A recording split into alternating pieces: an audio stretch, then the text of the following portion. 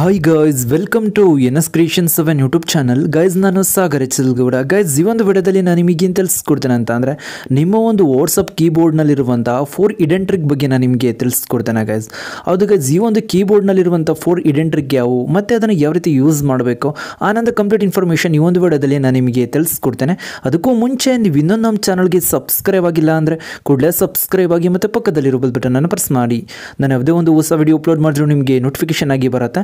Guys, ನೀವು ಏನಾಗತ್ತೆ, ನಾವು ಫಸ್ಟ್ ಪ್ಲೇಸ್ಟೋರ್ನ ಓಪನ್ ಮಾಡ್ಕೊಬೇಕಾಗತ್ತೆ. ಈ ಜಿಬೋರ್ಡ್ ಅಂತ ಇರುತ್ತಲ್ಲ, ಇದನ್ನು ಫಸ್ಟ್ ಅಪ್ಡೇಟ್ ಮಾಡಬೇಕಾಗತ್ತೆ. ಡಿಫಾಲ್ಟ್ ಕೀಬೋರ್ಡ್ ಯಾವುದೇ ಒಂದು ಆಂಡ್ರಾಯ್ಡ್ ಮೊಬೈಲಲ್ಲಿ ಇದೇ ಇರುತ್ತೆ, ಅದನ್ನು ಫಸ್ಟ್ ನೀವು ಅಪ್ಡೇಟ್ ಮಾಡ್ಕೊಬೇಕಾಗತ್ತೆ. ಅಪ್ಡೇಟ್ ಮಾಡ್ಕೊಂಡು ನಂತರ ನಿಮಗೆ ಈ ರೀತಿ ಒಂದು ಇಂಟರ್ಫೇಸ್ ಇರುತ್ತೆ. ನೀವು ಕೀಬೋರ್ಡ್ ಮೇಲೆ ನೀವು ಟ್ಯಾಪ್ ಮಾಡ್ಕೊಂಡ್ರಿ ಅಂತ ಅಂದರೆ ಇಲ್ಲಿ ನೀವು ನೋಡ್ತಾ ಇರೋದು ನಿಮಗೆ ಈ ಒಂದು ಸಿಂಬಲ್ ಕಾಣಿಸ್ತಿದೆಯಲ್ಲ, ಈ ಒಂದು ಸಿಂಬಲ್ ಮೇಲೆ ಟ್ಯಾಪ್ ಮಾಡಿದ್ರಿ ಅಂತ ಅಂದರೆ ಇದು ಟ್ರಾನ್ಸ್ಲೇಟರ್ ಇರುತ್ತೆ. ಇದನ್ನು ಟ್ರಾನ್ಸ್ಲೇಟರ್ ಯಾವ ರೀತಿ ಅಂದರೆ ಫಸ್ಟ್ ಆಪ್ಷನಲ್ಲಿ ಇರುತ್ತಲ್ಲ, ಇಂಗ್ಲೀಷ್ ಮೇಲೆ ನೀವು ಕ್ಲಿಕ್ ಮಾಡ್ಕೊಬೇಕಾಗತ್ತೆ. ಇಲ್ಲಿ ನೀವು ಯಾವುದನ್ನು ಟೈಪ್ ಮಾಡ್ತಿರೋ, ನಿಮಗೆ ಯಾವ ಒಂದು ಲ್ಯಾಂಗ್ವೇಜ್ ಟೈಪ್ ಮಾಡೋದಕ್ಕೆ ಬರುತ್ತೋ ಆ ಒಂದು ಲ್ಯಾಂಗ್ವೇಜ್ನ ನೀವು ಸೆಲೆಕ್ಟ್ ಮಾಡ್ಕೊಬೇಕಾಗತ್ತೆ. ನಂತರ ಇಲ್ಲಿ ನೀವು ನೋಡ್ತಾ ಇರೋದು ಇಲ್ಲಿ ಮೂವ್ ಮಾಡ್ಕೊಬೇಕಾಗತ್ತೆ. ಮೂವ್ ಮಾಡೋದ್ರಿಂದ ನಿಮಗೆ ಲ್ಯಾಂಗ್ವೇಜ್ಗಳು ನಿಮಗೆ ಶೋ ಆಗುತ್ತೆ. ನಿಮಗೆ ಇಲ್ಲಿ ಸಿಕ್ಕಿಲ್ಲ ಅಂತಂದರೆ ನೀವು ಯಾವ ರೀತಿ ಲ್ಯಾಂಗ್ವೇಜ್ನ ಸೆಟ್ ಮಾಡಬೇಕು ಅಂತ ನಿಮಗೆ ತಿಳಿಸ್ಕೊಡ್ತೀನಿ. ಮತ್ತು ಸೆಕೆಂಡ್ ಆಪ್ಷನ್ ಮೇಲೆ ಕ್ಲಿಕ್ ಮಾಡ್ಕೊಬೇಕಾಗತ್ತೆ, ಯಾವುದಕ್ಕೆ ಕನ್ವರ್ಟ್ ಮಾಡಬೇಕು ಅಂತ. ನಿಮಗೆ ಇಲ್ಲಿ ಆಪ್ಷನ್ಸ್ ನಿಮಗೆ ಕರೆಕ್ಟ್ಲಿ ಸಿಕ್ಕಲಿಲ್ಲ ಅಂತ ಅಂದರೆ ನೀವೇನು ಮಾಡೋಕ್ಕಾಗತ್ತೆ, ಸೆಂಟ್ರಲ್ಲಿ ಒಂದು ಸೆಟ್ಟಿಂಗ್ಸ್ ಇರುತ್ತಲ್ಲ, ಸೆಟ್ಟಿಂಗ್ಸ್ ಮೇಲೆ ನೀವು ಕ್ಲಿಕ್ ಮಾಡ್ಕೊಬೇಕಾಗತ್ತೆ. ಫಸ್ಟ್ ನೀವೇನು ಮಾಡೋಕ್ಕಾಗತ್ತೆ, ನೀವು ಒಂದು ಕನ್ನಡ ಕೀಬೋರ್ಡ್ ಇರುತ್ತಲ್ಲ ಅದನ್ನು ಡೌನ್ಲೋಡ್ ಮಾಡ್ಕೊಬೇಕಾಗತ್ತೆ. ಯಾವ ರೀತಿ ಅಂತ ಅಂದರೆ ಇಲ್ಲಿ ಆ್ಯಡ್ ಕೀಬೋರ್ಡ್ ಅಂತ ಇರುತ್ತಲ್ಲ, ಇದ್ರ ಮೇಲೆ ನೀವು ಕ್ಲಿಕ್ ಮಾಡ್ಕೊಬೇಕಾಗತ್ತೆ. ಇದ್ರ ಮೇಲೆ ಕ್ಲಿಕ್ ಮಾಡ್ಕೊಂಡು ನಂತರ ನಿಮಗೆ ಟಾಪಲ್ಲಿ ಸರ್ಚ್ ಆಪ್ಷನ್ ಇರುತ್ತೆ.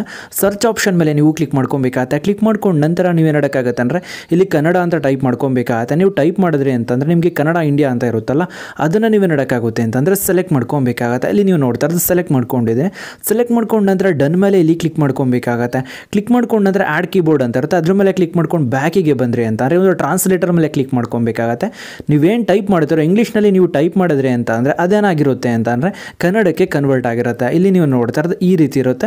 ಇದು ಫಸ್ಟ್ ಟ್ರಿಕ್ ಆಗಿರುತ್ತೆ, ಇದೊಂದು ಬೆಸ್ಟ್ ಟ್ರಿಕ್ ಅಂತಲೇ ಹೇಳ್ಬೋದು. ಮತ್ತು ಸೆಕೆಂಡ್ ಟ್ರಿಕ್ ಬಂದು ಯಾವ ರೀತಿ ಇರುತ್ತೆ ಅಂತ ಅಂದರೆ ನೀವು ಸ್ಪೀಡ್ಲಿ ನೀವು ವಾಟ್ಸಪ್ನಲ್ಲಿ ಯಾರಿಗಾದ್ರೂ ಮೆಸೇಜ್ನ ಮಾಡ್ತಾ ಇರ್ತಾರೆ ಬ್ಯುಸಿ ಇದ್ದ ಟೈಮ್ನಲ್ಲಿ, ಅವಾಗ ಏನಾಗುತ್ತೆ ಅಂದರೆ ಬಿಗ್ ಲೆಟರ್ ಸ್ಮಾಲ್ ಲೆಟರ್ ಎಲ್ಲವೂ ಕೂಡ ಏನಾಗಿರುತ್ತೆ ಅಂತ ಮಿಕ್ಸ್ ಆಗಿಬಿಟ್ಟಿರುತ್ತೆ. ಇಲ್ಲಿ ನೀವು ನೋಡ್ತಾ ಇರೋದು ಈ ರೀತಿ. ಇದನ್ನು ನೀವು ಕರೆಕ್ಷನ್ ಮಾಡಿಬಿಟ್ಟು ಸೆಂಡ್ ಮಾಡೋದಕ್ಕೆ ತುಂಬಾ ಟೈಮ್ನ ತಗೊಳುತ್ತೆ. ಅದಕ್ಕೋಸ್ಕರ ನೀವೇನು ಮಾಡೋಕ್ಕಾಗತ್ತೆ ಅಂದರೆ ನೀವು ಟೈಪ್ ಮಾಡಿರ್ತಲ್ಲ ಮೆಸೇಜ್ ಮೇಲೆ ಲಾಂಗ್ ಪ್ರೆಸ್ ಮಾಡ್ಕೊಬೇಕಾಗತ್ತೆ. ಲಾಂಗ್ ಪ್ರೆಸ್ ಮಾಡ್ಕೊಂಡು ನಂತರ ನಿಮಗೆ ಲೆಫ್ಟ್ ಸೈಡಲ್ಲಿ ಒಂದು ಆರೋ ಮಾರ್ಕ್ ಇರುತ್ತಲ್ಲ, ಅದ್ರ ಮೇಲೆ ನೀವು ಟ್ಯಾಪ್ ಮಾಡ್ಕೊಬೇಕಾಗತ್ತೆ. ಟ್ಯಾಪ್ ಮಾಡಿದ್ರಿ ಅಂದರೆ ಎಲ್ಲವೂ ಕೂಡ ಏನಾಗುತ್ತೆ ಅಂದರೆ ಬಿಗ್ ಲೆಟರ್ಗೆ ಕನ್ವರ್ಟ್ ಆಗಿರುತ್ತೆ. ಮತ್ತೆ ನೀವು ಟ್ಯಾಪ್ ಮಾಡಿದ್ರಿ ಅಂತ ಅಂದರೆ ಸ್ಟಾರ್ಟಿಂಗ್ ಲೆಟರ್ ಮಾತ್ರ ಬಿಗ್ ಲೆಟರಲ್ಲಿ ಇರುತ್ತೆ, ಮಿಕ್ಕಿದೆಲ್ಲ ಲೆಟರ್ ಏನಾಗಿರುತ್ತೆ ಅಂದರೆ ಸ್ಮಾಲ್ ಲೆಟರಲ್ಲಿ ಇರುತ್ತೆ.